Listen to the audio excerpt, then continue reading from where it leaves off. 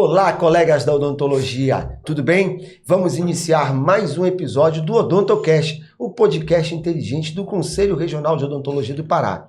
Olha, sempre assuntos importantíssimos, assuntos de interesse nosso, da odontologia, de interesse da população, que são assuntos pertinentes à nossa atualidade, ao que nós estamos vivendo hoje.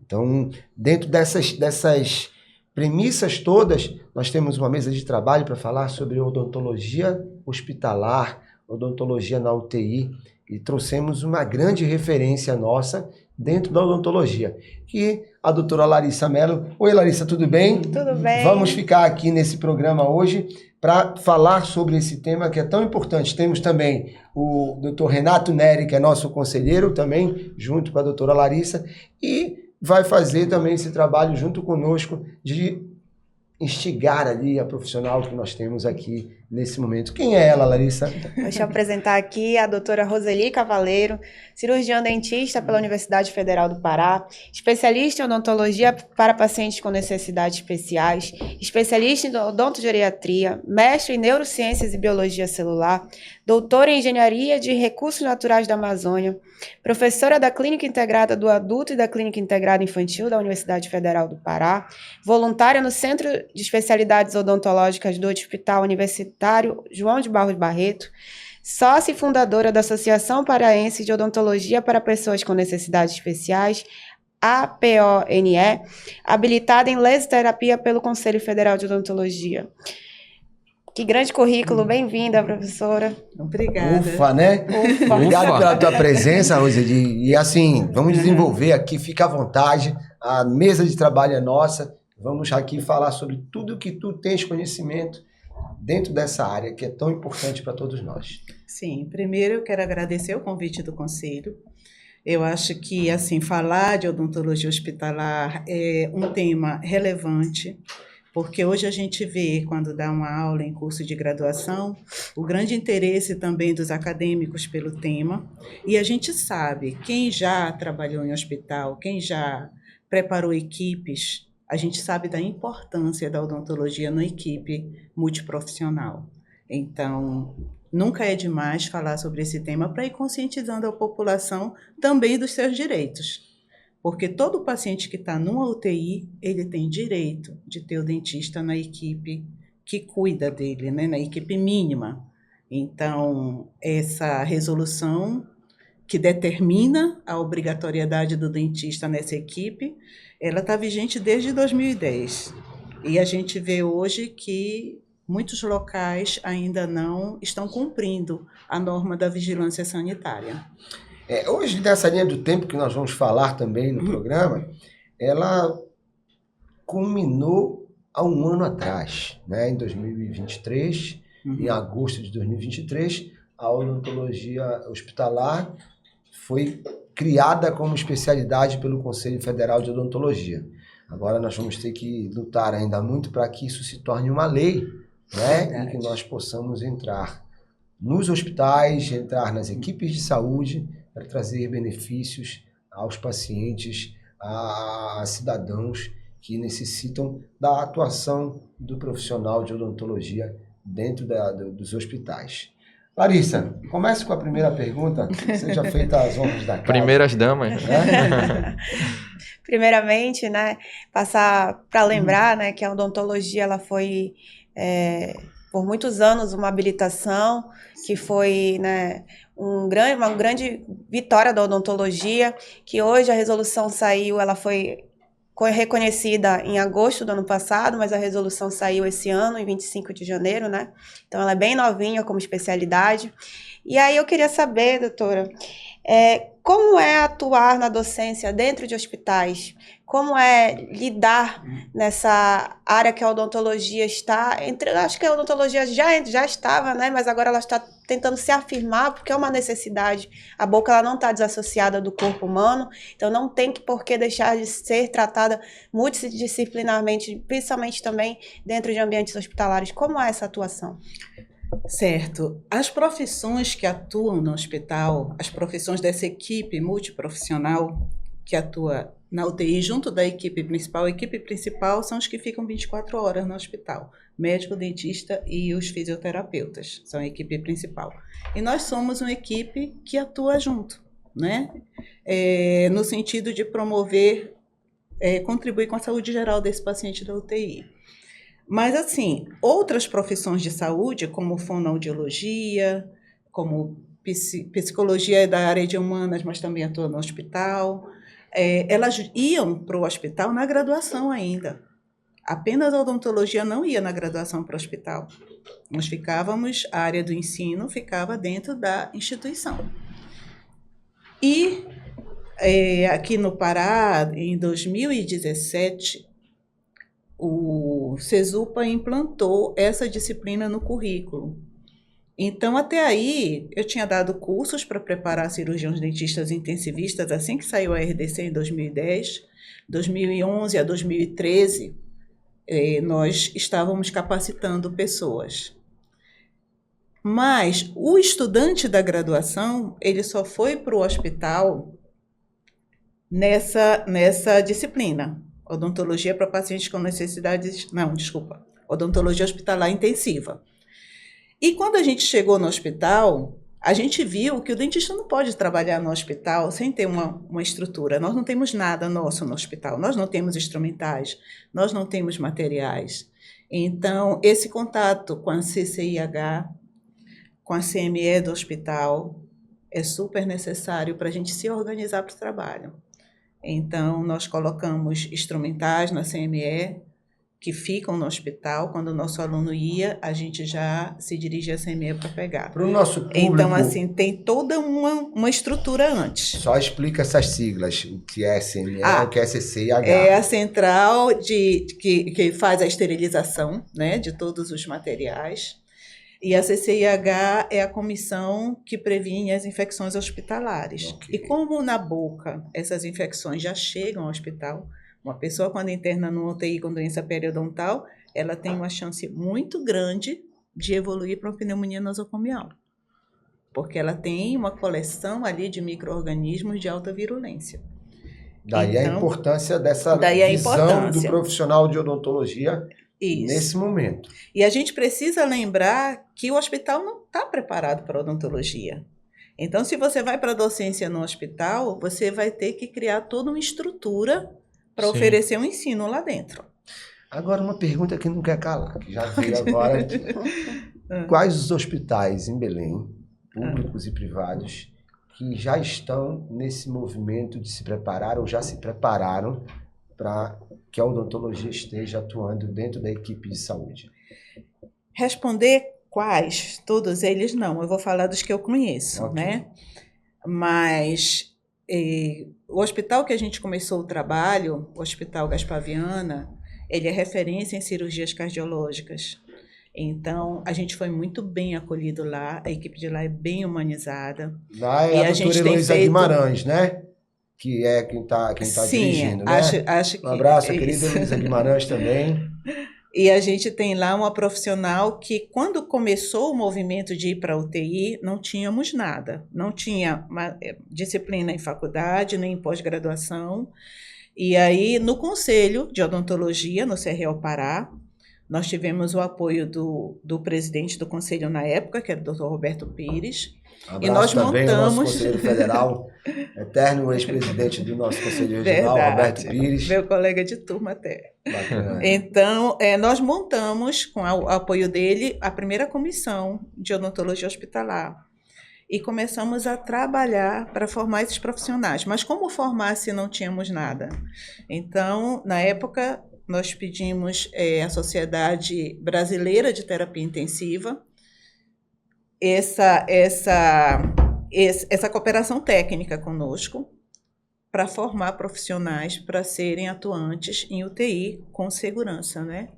Então, foi feito curso, 10 meses de curso, e preparamos ao todo 58 profissionais, de 2011 a 2013. Já posso te dizer que tem 53 profissionais registrados como especialistas em odontologia hospitalar no Conselho Regional de Odontologia do Pará. Daqui do Pará. Isso.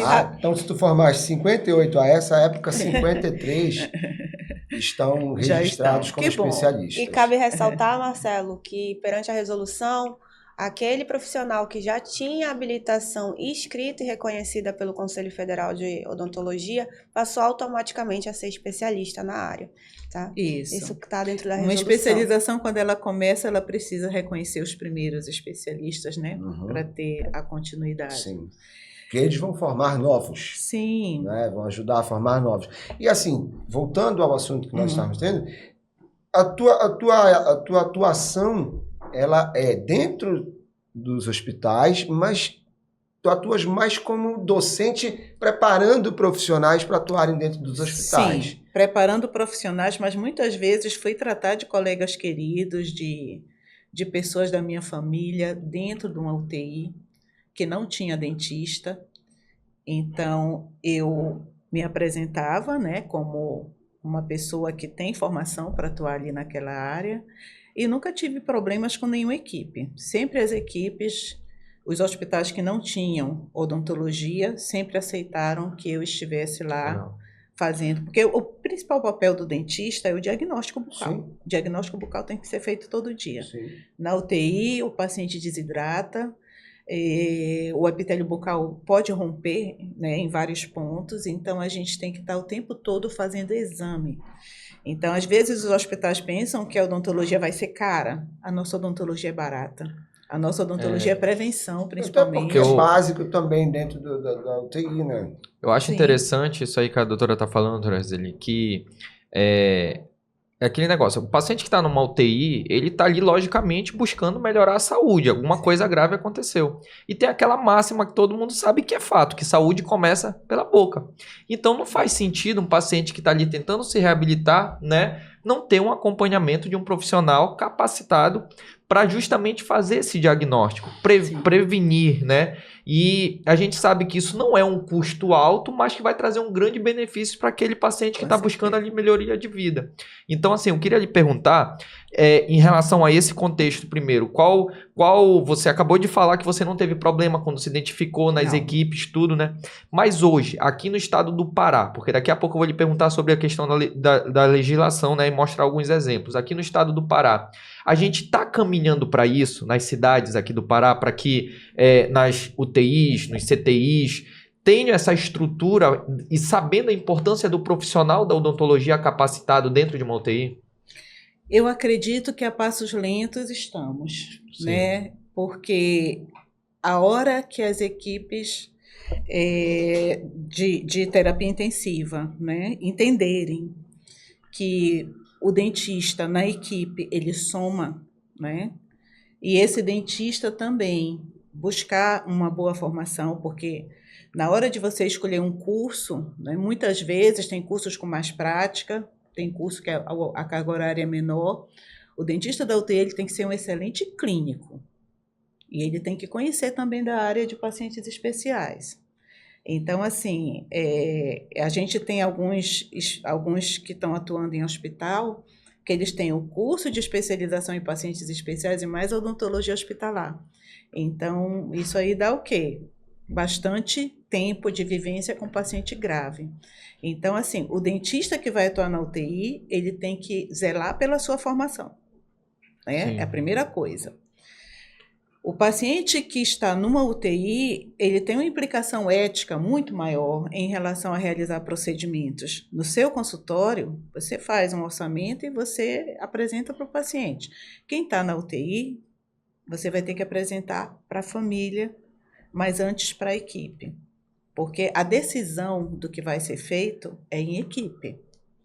Você não pode tomar decisão só. Principalmente procedimentos invasivos. A equipe vai dizer o momento que o paciente está oportuno para passar por aquele procedimento. Então, assim, formação, né? Essa parte humanizada e ética do profissional conta muito para ele ser visto como um membro que soma na equipe. Então, nós temos uma responsabilidade muito grande quando a gente bota o pé no UTI. Ali, as decisões vão ser realmente... São casos de vida ou morte, né? Sim, é o paciente... Porque quando você está numa graduação, você atende numa clínica.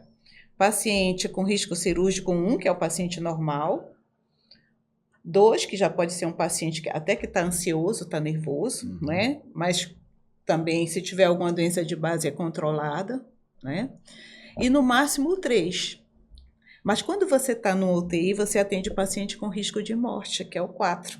Doença sistêmica não controlada e risco de morte. Sim. Né? E tem o 5 ainda, né? Que é o paciente que está em cuidados paliativos. E a odontologia tem cuidados paliativos também, porque muitas vezes esses pacientes mordem involuntariamente o lábio, a bochecha, fica um ferimento e o dentista pode ir lá, principalmente se ele for habilitado em laser, fazer uso do laser. E fazer tirar a contaminação dessa lesão, né, das bactérias da boca, para poder cicatrizar mais rápido. Vai usar terapias com laser que vão acelerar o processo de cicatrização e reduzir a chance dessa infecção ser disseminada no organismo. Então, assim, é super importante o preparo do dentista. Hoje eu considero que a habilitação em laser é muito necessária, muito desejada para quem quer atuar no UTI. Porque a gente está com um paciente ali que está fazendo uso de várias medicações, e se você puder tratar uma lesão bucal sem prescrição, com tratamento local, é bem melhor para o paciente. E fora isso, os profissionais da equipe, eles valorizam muito essa atuação do cirurgião dentista de forma integrada. É uma coisa que a pessoa que vai atuar na UTI tem que ter essa conscientização. Ele não está ali para tomar decisões isoladas como no consultório. Sim. É tudo... Mas, voltando à questão dos hospitais, tu falaste do Gaspar Viana. Qual Gaspar seria Viana. o outro? Nós, quando fizemos o curso de UTI, trabalhamos no Hospital Porto Dias. E os profissionais de lá abraçaram a causa. Eles realmente chamavam... Foi tão importante que, quando terminou, né, o curso, eu ainda não falei no nome da Aline Magalhães, ela foi a primeira dentista capacitada aqui no estado, ela foi fazer em São Paulo. Também, doutora Aline. Ela foi fazer o primeiro curso que teve no Brasil, ela foi a única profissional do Pará que foi fazer. Até aí eu atuava só com pacientes especiais, então eu ia até o centro cirúrgico, fazia tratamento completo sob anestesia geral, para mim era até ali. E quando a Aline chegou, ela disse: doutora, os pacientes da UTI precisam muito. Eu digo: Aline, eu não me imagino no UTI, mas é necessário. Vamos conversar sobre isso. E nós já conversamos no conselho. Então, a gente entendeu a necessidade. Eu sempre digo, enquanto a via preferencial de intubação for a boca, precisa dentista, gente. Sim. As pessoas não planejam ir para a UTI, vão cheias de infecção, raízes residuais, alto nível infeccioso. Sim. E aí você vai passar uma sonda orotraqueal comunicando esta boca contaminada com um pulmão que deve ser isento de contaminação, num paciente que está imunossuprimido. Então, assim, a chance de contaminação e de pneumonia nosocomial é uma coisa tão importante que o dentista, para ajudar a prevenir, ele tem que ser chamado logo. Porque a pneumonia nosocomial, que é a pneumonia que se adquire na UTI, ele não tinha essa pneumonia quando internou, você tem 24 a 48 horas para prevenir. Então, não dá para uma UTI internar um paciente hoje e chamar o dentista daí a 3 dias. Não dá para atuar na prevenção. Perfeito. Mas aí, vamos lá, vamos continuar. Belém, tu já disseste que tem um público e um privado, Gaspar Viana e Porto Dias. Eu tô na lista aqui, eu quero saber o que mais. Tenho que informar a nossa população. Quando veio a pandemia, a gente estava no meio do curso de especialização em pacientes especiais, que era do CESUPA. E o Gaspar Viana, por ser paciente de altíssimo risco, cardiopatas, que ainda internam para operar ou internam com outras intercorrências cardíacas, ele precisou fechar as portas por causa do risco de levar Covid para o hospital. Com isso, nós ficamos sem hospital para a prática clínica do nosso curso. E nós conseguimos no Metropolitano. E nossa equipe foi para o Metropolitano, estivemos na UTI do Metropolitano e também fizemos curso lá, interação com a enfermagem. E, na verdade, o nosso curso foi frequentado por profissionais que não eram técnicos de enfermagem, foi enfermeiras, pessoas da terapia ocupacional, da fonoaudiologia, quiseram assistir também o que o dentista faz na UTI, como ele contribui com essa equipe. Então, nós fizemos também, tivemos também atuação no Metropolitano, e eu sei que a odontologia hospitalar lá está em desenvolvimento também. Isso, a mesma equipe sempre entrando nesses A hospitais, nossa equipe né? passou por lá e mostrou essa necessidade Então, dessa nós interação. temos Gaspar Viana, temos Metropolitano e Porto Dias. Mais algum? O UF Loyola trabalha com câncer, né? Referência Então, em lá câncer. também tem equipes de dentistas atuando. Tem o meu colega Douglas, né? E tem a Gisele, que é odontopediatra. Então, Marcelo Carneiro também é de Marcelo lá. Carneiro, ele apesar dele trabalhar com a prótese bucomaxilofacial, mas ele também é habilitado em laser, ele também institui essas terapias dentro do hospital. Ele esteve conosco também no Odontocast, foi um material muito bacana que foi registrado com ele também. Marcelo, eu digo que ele não existe, mas eu sei que ele existe. Mas assim, ele é uma pessoa, desde a vida acadêmica, ele mostrou humanização, empatia, atendia paciente especial. Ele conseguiu conquistar uma paciente nossa surda-cega, que é muito difícil, né? É uma criança surda-cega, essa coisa, trabalhar pelo tato. Então, assim, eu vi ali desde a fase de graduação, um grande profissional. Marcelo, realmente, eu tiro o chapéu para ele. Então, temos 4 já, né? O FI, Metropolitano, Gaspar Viana, Passamos no Guadalupe. Hospital de Clínicas, o Porto Dias e o Guadalupe. Guadalupe, nós passamos por lá. Eu estou falando dos hospitais que eu passei. Sim. Que tem que procurar um mínimo de estrutura para a odontologia funcionar dentro do hospital. Sim, aí nós fizemos treinamento com as auxiliares de saúde bucal que trabalham, com as auxiliares de enfermagem que trabalham na UTI. E às vezes até as pessoas levantam esse questionamento: por que é que a gente não leva nosso auxiliar? Não tem condições. Porque o paciente que está ali está monitorado, você tem que saber interpretar aquilo tudo, você tem que saber agir no intercorrência. Então, quando a gente vai para uma UTI, a gente vai trabalhar com a equipe de lá. Vai trabalhar com a equipe de lá. Então, assim, nós fizemos... o que é interessante é que, assim, os cursos de enfermagem ainda não... as orientações sobre a higiene bucal desse paciente não é dada por dentista no curso de enfermagem. Nós temos uma visão, a enfermagem tem outra. Então, quando a gente vai no hospital falar sobre a higiene bucal, que é competência das auxiliares de enfermagem, eu fico assim maravilhada com o interesse delas, né, de aprender. Inclusive, elas correm risco, porque alguns pacientes involuntariamente podem morder durante a higiene. E aí a gente leva os nossos recursos, o nosso abridor de silicone que pode ser posto. Então, assim, muda, né, a qualidade da higiene bucal do paciente muda. E cabe ao dentista essa supervisão. Porque a gente, quando vai cuidar da nossa boca, a gente diz, vou escovar meus dentes. Mas na UTI tem que limpar mucosas e manter os dentes limpos. Né? Então, é uma higiene bucal diferente. 5. Tem mais algum hospital que a tua equipe entrou? Barros Barreto não é a minha equipe, é a equipe do professor Helder. E é uma grande equipe. Ok. Então, 6 com Barros. Sim. Né? Mais algum? Que eu lembre, não. Ok, então Belém tem hospital de clínicas... Desculpe, tem um, mas não fui eu que fui. Certo. Foi a doutora Marina Tuma que começou o atendimento no hospital, no pronto-socorro municipal. Da 14. Eu só não sei se foi da 14, num deles. Eu acho que foi do Guamá. Foi no do Guamá, né? Ela esteve comigo, ela fez uma odontologia hospitalar no Einstein, mas parece que no Einstein tem umas discussões de caso, mas não tem muito o atendimento direto no paciente, na turma que ela fez, não sei hoje.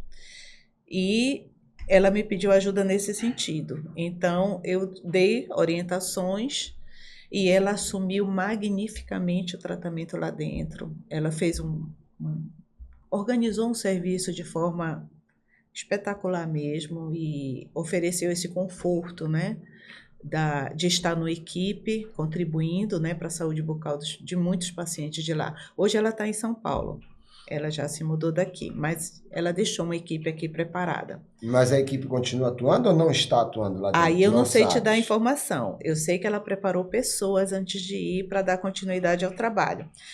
E agora eu tenho um aluno do Cesupa que está procurando montar serviço para outro hospital. O que vai... eu acho que eu não posso falar porque ainda está em projeto. Fica tranquilo. Eu falo. Uma dúvida que eu tenho, o Betina não funciona, o odontologia hospitalar? O Betina, ele tem outro perfil de atendimento, né? O Betina, ele não, acho que ele não tem UTI, acho que ele tem uma unidade semi-intensiva para colocar, tipo assim, o paciente grave e depois transferir. Eu estou falando de um dentista que funcione dentro de um setor de odontologia que funcione dentro do hospital, não só na UTI. Não porque a odontologia hospitalar não é só da UTI. É assim, não tem o setor de odontologia, mas o hospital é aberto.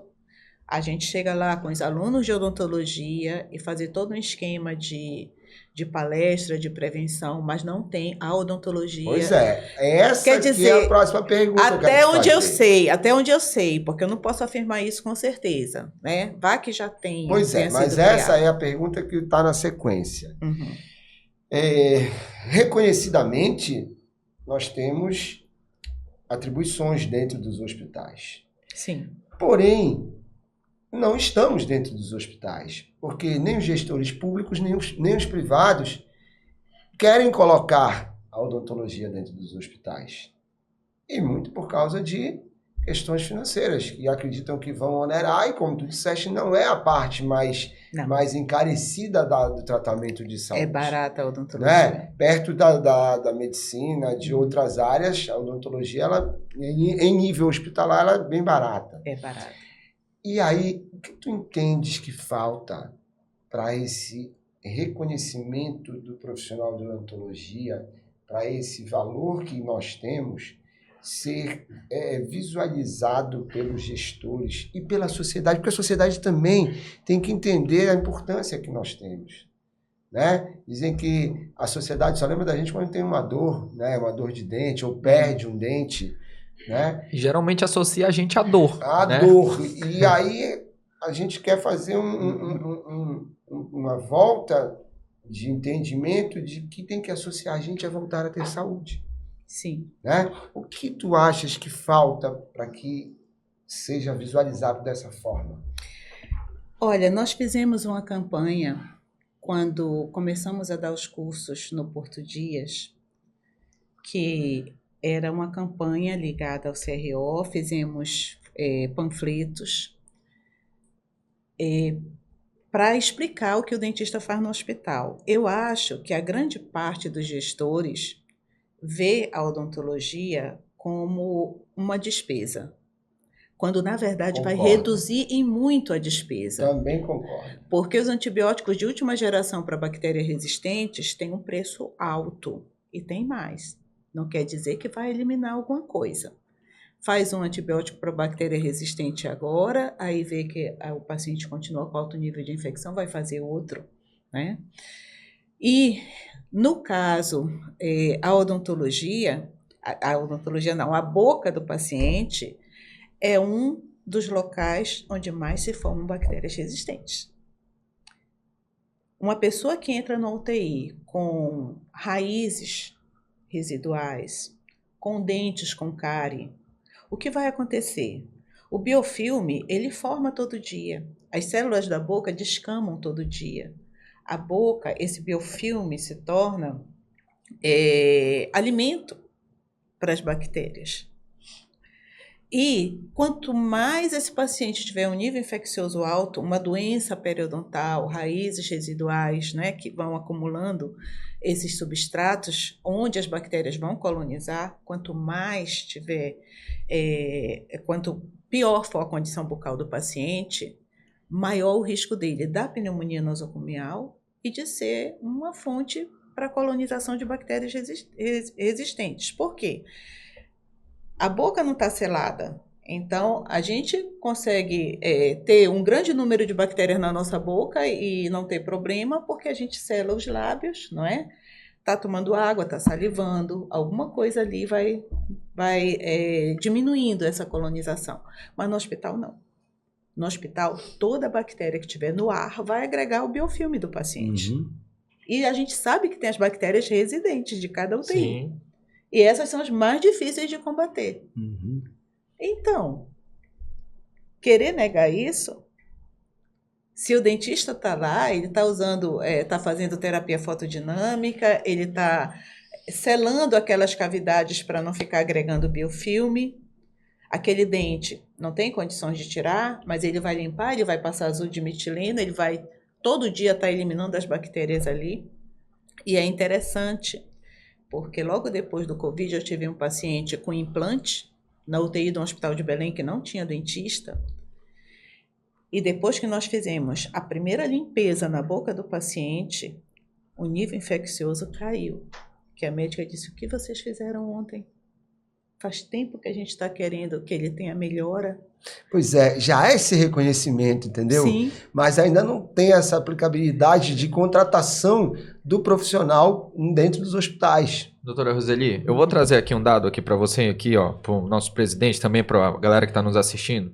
O Rio de Janeiro ele foi pioneiro com a Lei 6.580 em 2013 a exigir a participação de cirurgiões dentistas na atividade de prevenção e controle de infecções nos hospitais no estabelecimento de saúde. Em 2016, também projeto de lei do Distrito Federal exige a presença do cirurgião dentista na internação de pacientes na UTIs. Em 2018 foi em Mato Grosso. Olha só, Rio, Distrito Federal e Mato Grosso. Hospitais públicos e privados. Sim. E agora, recentemente, Paraná e Rondônia, mas mais focado no privado. Eu estou mostrando isso aqui para ver a importância de ter pessoas com projetos de lei que venham valorizar isso, que às vezes é desvalorizado pelo gestor. E pegando esse gancho do Renato, eu já vou dizer aqui para vocês três. O Conselho vai levantar essa bandeira e a gente A vai... Comissão de Políticas Públicas. A Comissão de Políticas Públicas, você já está convidada também para irmos à Alepa, tá? E propor, de alguma forma, uma situação dessas para o estado do Pará, entendeu? Exatamente. Vamos preparar um material desse, falar com a nossa presidente da Comissão de Políticas Públicas, que é a doutora Penélope Gotardo também, o doutor Helder Pinheiro está conosco, a doutora Marlúcia e o doutor Renato, que faz parte dessa comissão. Então, a Roseli está aqui, eu já vou assumir o compromisso com vocês dois, para que vocês possam trabalhar isso daí com o aval do Conselho Regional de Odontologia do Pará. Então, okay? doutora Roseli, Ok. é fundamental a odontologia, os profissionais de saúde, ter realmente pessoas que tomem essa pauta, né? Saibam dessa importância Sim. para a gente poder avançar. Porque, às vezes, aquilo que você acabou de falar, o gestor acha como um gasto, mas o interesse público, quando sabe que isso é importante para a população, precisa intervir, precisa entrar um projeto de lei que diz aqui, obriga a participação de cirurgiões dentistas dentro das UTIs, e isso também vai valorizar a nossa profissão e gerar mais emprego para a Não nossa só com classe. UTI, dentro dos hospitais. Mais Dos importante hospitais. é dentro dos hospitais. Sim. Então, Renato, já fica o nosso compromisso, vamos fazer um estudo técnico em relação a essas leis que já estão vigorando em outros estados, para que sejam, né, um pontapé para que o estado do Pará também Exatamente. possa... É só Rio, criar a sua Distrito, Mato Grosso do Sul, Paraná e Rondônia. Pronto, então vamos levantar isso daí direitinho. Doutora Roseli, já caminhando, que a nossa direção aqui, nosso ponto eletrônico está informando que o nosso tempo Está já fazendo está bip já. finalizando. Eu quero mais uma pergunta técnica relacionada ao tratamento de gestantes. Sim. Eu sei que tu trabalhas também Uhum. com gestantes. Fala um pouquinho disso aí. Sim. Na minha especialidade, gestante faz parte dos grupos fisiológicos especiais, ou seja, ela está gestante, né? Ela pode procurar um especialista, mas passada aquela fase, ela pode tratar com qualquer cirurgião dentista. A gestação, ela não é doença, todo mundo sabe disso, mas a quantidade de hormônios que circula no corpo da mulher é muito alta, né? E, assim, para desenvolver o bebê, o sistema imunológico, parte dele também precisa ficar silencioso. Então, a gestante ela tem um maior risco de infecções, né? Ela tem risco de infecções bucais generalizarem rapidamente. por causa das alterações da gravidez. E isso é tão significativo que se ela tiver um bebê hoje, por 2 meses ela ainda precisa ser tratada como gestante, né? Mas é totalmente seguro atender a paciente gestante. A maioria dos antibióticos que o dentista prescreve para infecção são risco B, a maioria, né? Agora, as intervenções têm que ser bem planejadas, né? Uma gestante que tem um processo infeccioso, o dentista não pode chegar e já querer tratar sem prescrever antes. Então, não é o caso de fazer aquela dose aumentada que se faz para um paciente cardiopata. São doses terapêuticas. A gestante, ela só é risco B se ela tomar doses terapêuticas. Agora, se a tua gestante for cardiopata, aí muda, né? Aí você já tem que seguir as recomendações para o tipo de cardiopatia que ela apresente. Mas, normalmente, gestantes não cardiopatas, é totalmente seguro o atendimento. Muda muito a posição na cadeira, né? A gestante, ela não pode reclinar a cadeira. Então, assim, mas é tanta recomendação, isso é uma aula toda, né? Sim, o atendimento de gestante. Mas o importante é que o dentista que não estiver atualizado nas diretrizes para o atendimento da gestante, encaminhe para um que esteja. Porque realmente é uma fase da vida da mulher que é fase de risco. Uma gestante com infecção dentária, se nos procura e a gente diz, não vou atender e não manda para ninguém, ela em 24 horas ela pode ter essa gestação interrompida, porque a dor libera adrenalina, não é? O estado que ela fica de medo às vezes, né? Poxa, eu vou ter que ir no dentista assim, gestante, será que pode acontecer? Ela já chega ansiosa, né? Além do estado de dor. Então, a gente tem que ter segurança para atender, porque é tranquilo atender. Eu comecei a falar mais sobre gestante quando o doutor Hélio Franco, da Santa Casa, procurou nosso conselho. Grande abraço também. Procurou nosso conselho e falou do número de gestantes que morrem quando não são atendidas, quando são recusadas pelo profissional de saúde.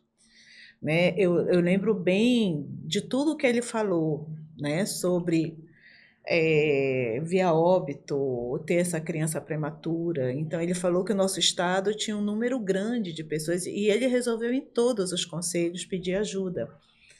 Então, quando eu preparei a aula de gestante, dando todas as informações de como atender essa paciente, eu avisei a ele, olha, eu já fiz a nossa parte aqui.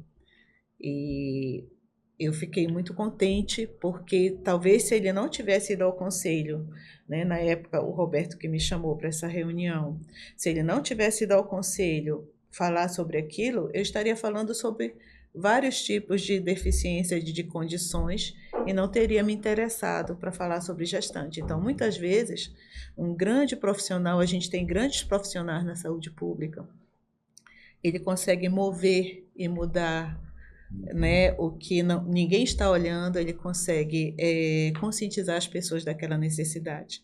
Legal. Gente, agora precisamos realmente finalizar. Doutora Larissa, suas considerações finais, depois o doutor Renato, depois a doutora Roseli. Lembrando sempre das 3 coisas, tá? Uma, falar do momento que tu estás enxergando, que o nosso conselho vive, que tu sabes, né? Porque ele viveu um passado recente. Falar sobre o que é esse programa e fazer o convite, olhando para essa câmera, para o público nos assistir. Tá bom? Vamos lá, Larissa. Primeiramente, agradecer a doutora Roseli. Parabéns, seu podcast foi maravilhoso, um tema muito importante.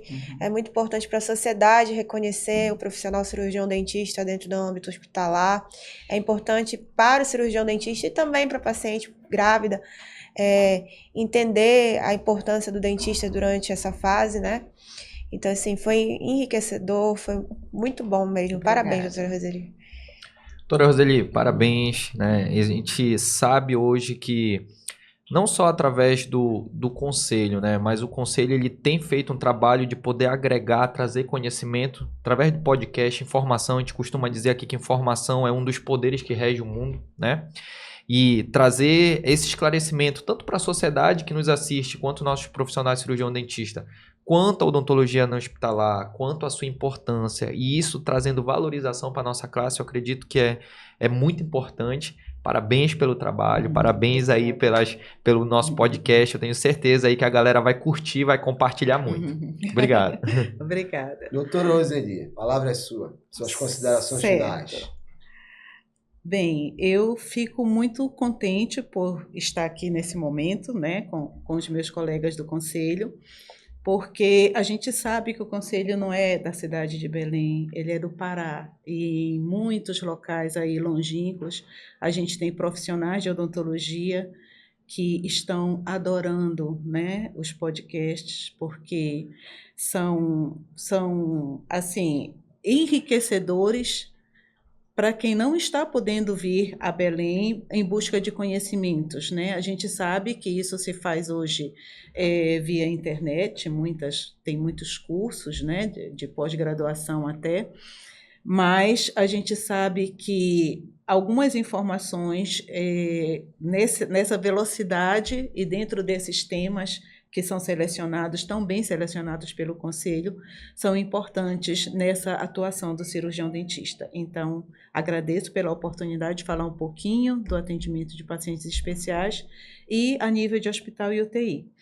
E convido a todos a assistirem não só esse momento, né, da odontologia hospitalar aqui, mas assistir outros podcasts, porque eu sempre procuro assistir, porque a atualização nos temas é muito importante.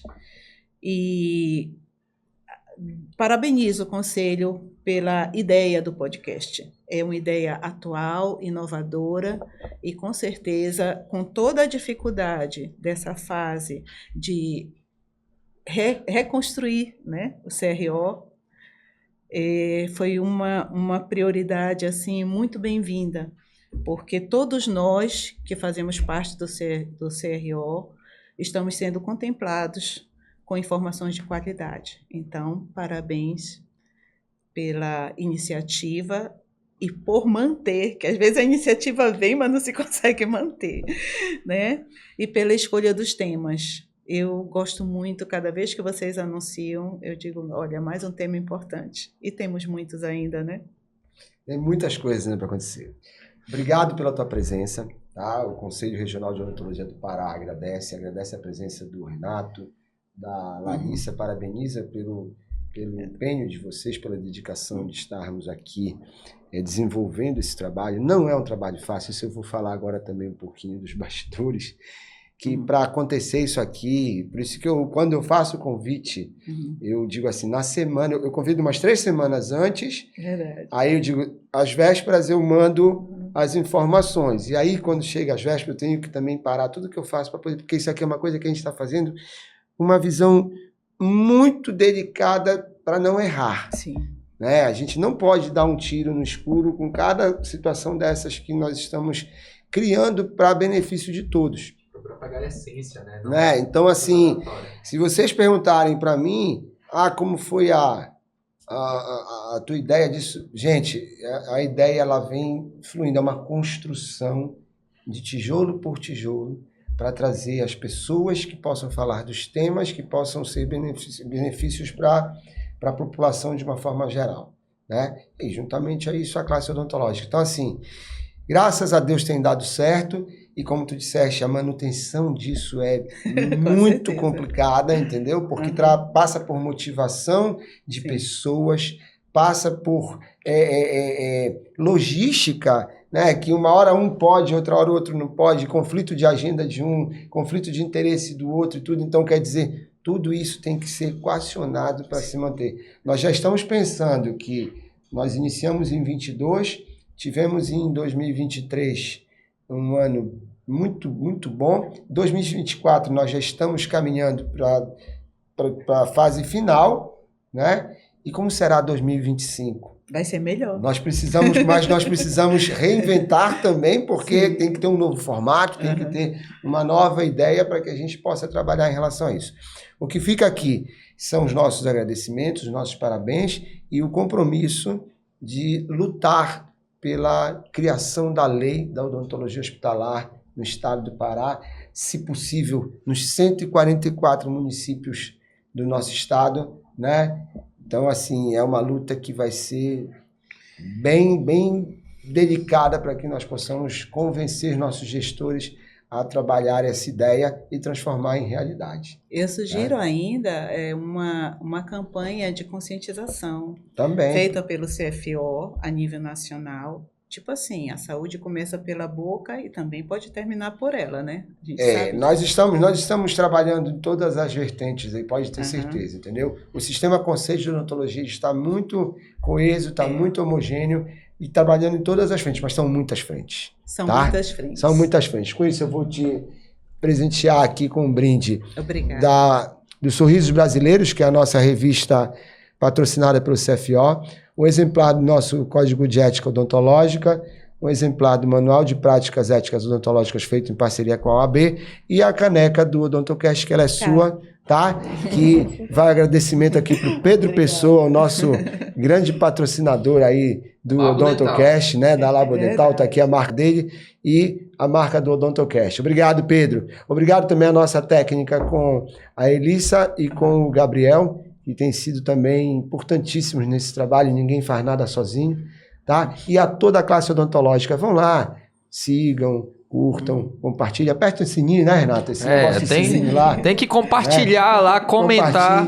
E façam o nosso programa ser mais visualizado ainda do que ele já é. Um abraço a todos, fiquem com Deus e até a próxima. Até a próxima.